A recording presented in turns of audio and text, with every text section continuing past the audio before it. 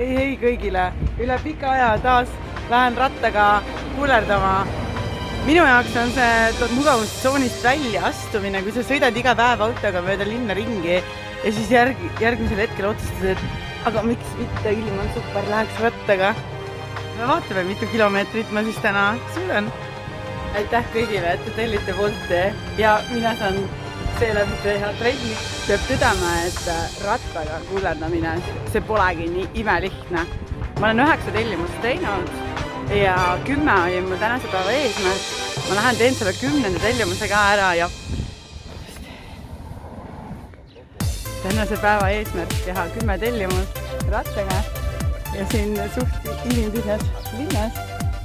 Aga ma tean, et väga paljud said õnnelikuks. Mina nüüd vaatan, kus mu auto on. Lähen vahetan riided ja tulen autoga tagasi. Müts maha kõikide kullerite ees, kes rattaga seda tööd teevad. See on päris raske.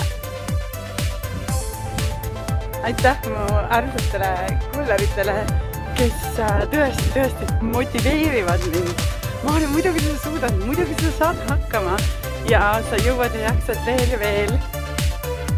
Minu rattaga tööl käimine on tohutu eneseväärtus, tohutu motivatsioon, enne kui nagu päriselt ma suudan tulla ratta peale ja sitta autoga mugavustsoonis.